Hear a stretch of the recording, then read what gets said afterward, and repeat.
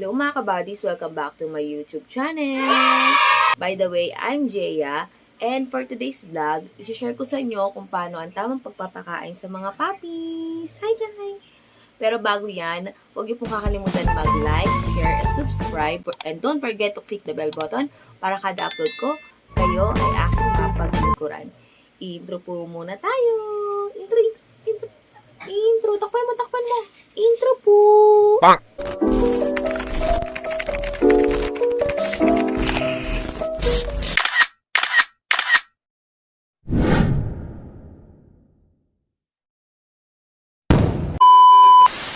By the way mga kabadis, bago ko i-share sa inyo yung ginagawa kong way kung paano ko pinapakain ng aking mga alagang puppies, especially kapag nag-age na sila ng 1 month, din ako nag-i-start magpakain ng mga puppies.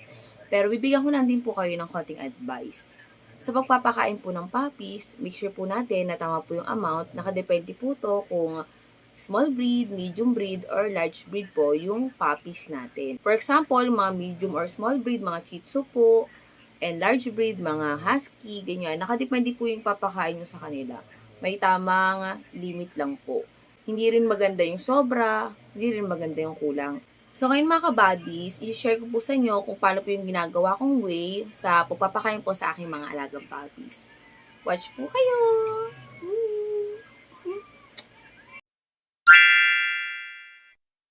Guys! My veggies! Meet my veggies. Di pa tayong pwesto. Magulo eh. Hello! Dudungis oh. Hindi pa po kasi sila naliligo. Yan. Bali sila ay mag 2 months na po. Malapit na po silang i-release. So ngayon, tara samahan nyo na po ako. Ipapakita ko sa inyo kung paano magpakain ng mga puppy. Hi, hi, hi, hi. O yan, tita po nila. Si tita maliit. So ayan mga kabadis. Bali, ito yung mga kailangan sa pag-prepare ng food ng mga puppy. Pasensya na kayo mga kabadis, medyo maingay kasi ganyan talaga yung mga aso ko. Especially mga puppy, pag nakikita nagpre-prepare ako or nag-ready ako ng mga pagkain nila. So, first, syempre, ang kailangan natin is puppy dog food. Ito. Kayo pong bahala kung saan po hiyang yung mga puppy nyo or yung mga adult nyo na dog food. Ako kasi nasanay na ako sa pedigree, kahit may issue sa kanya ngayon. Sa akin kasi, pang-puppy lang naman eh. And then, okay yung poops nila, mabango. Walang nagtatain. Maganda rin mga fur nila. And masigla sila. So, nag-stay ako dito. Pero pag nag-adult na, nagpapalit na ako ng holistic at saka vitality. Pero sa puppy, ito talagang maganda. I recommend this. And then, syempre, dahil 3 sila, ayan, puppy bowl nila. 3 din. And then, ito, pang-blend ng puppy dog food. And syempre, water. Mas better kung gagamit kayo ng mineral water. Ito, insert ko lang din. Ginagamit kong vitamin sa mga puppy MVP. At syempre, hindi mawawala ang Puppy Love Milk. Puppy Love Milk yan, mga kabadis. Nilipat ko lang. Pero gumagamit din ako nito. Ito yung tsura niya. Mixed feeding program. Pasensya na kayo mga kabadis kasi medyo kung parang medyo hinihingal ako sa voice ko. Kasi pinatay ko saglit tong electric pan. Kaya medyo hinihingal ako kasi mainit. Marinig kasi yung voice, marinig kasi yung electric pan sa video ko. And then, pet wipes by Pet Pals. If ever madumihan sila. So, try start na po tayo. Ako mga kabadis, meron na ako ditong mga cup. Ayan. Ito kasi ginagamit ko tong 1 cup pag sa mga adult. And then, sa mga puppy, especially kung 2 months na.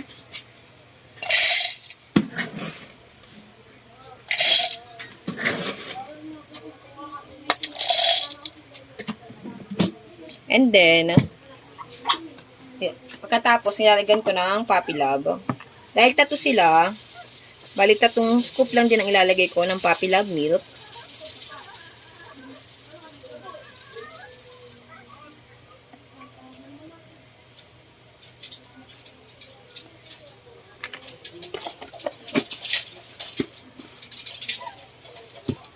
Sa paglalagay naman ng water guys, mga kabadis, nasa inyo kung gaano karami yung gusto yung ilagay. Yung iba kasi gusto na maraming sabaw, yung iba naman konti.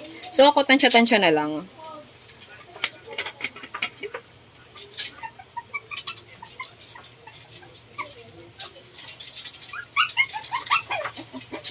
Yan.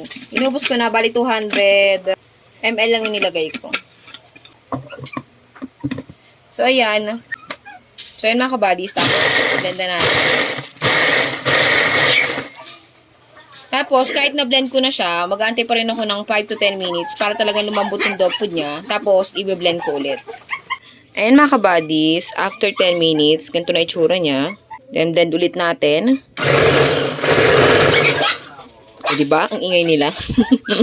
Pag narinig talaga nila nagbe-blend ako, nag-iingayan na sila. Diyos ko po. Bali, ganito yung itsura niya mga kabadis. Ayan. Kung mapapasin niya, parang na siyang wet food. Mga kabadis, pasensya na kayo, medyo maingay ha. Hindi ko talaga ma-handle yung ingay. Lalo na kung naghahanda ako ng pagkain nila. Sobrang ingay talaga. Anyway, balik tayo. Okay lang din mga kabadis na gumamit kayo ng wet food para direct nyo na lang ipakain. Hindi nyo na kailangan gawin pa yung ganitong way. Ako kasi mga kabadis, pinili ko yung ganitong way kahit medyo mahassle at saka matrabaho. Kasi, para papi pa lang sila, isinasanay ko na kumain ng dog food. So, ayun lang naman. Bali mga kabadis, ganito na itsura niya. Ayan. Tara, pakainin natin sila. Ayun, may nakawala pa. Oink! Isa-isayin natin. Sakto nakawala ng isa. Amy! This is... Asa na yun? Huwag sushare ko na. Ay, ito ka, Beo. Oh, ito ka. Oh, kain na. Diba? Gusto. Next natin is... So, yung next, Ginger. Ay, hindi na nakikita yung food nila. Dito ka, Beo. Dito ka, dali, Be. Yarn. Last natin, I see. Tsakara. Tsakara, oh. Yan, gustong-gusto nila, oh. So, yun lang mga kabady. Sobrang dali magpakain ng mga papi. And mga kabadis, huwag nyo pong sasobrahan na. Baka ma-overfeed sila. Yung sakto lang.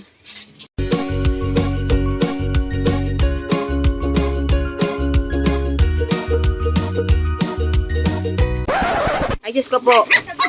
Hey, hey. Grabe, oh. So, yun mga kabadis, gayon lang po kadali magpakain sa ating mga alagang puppies.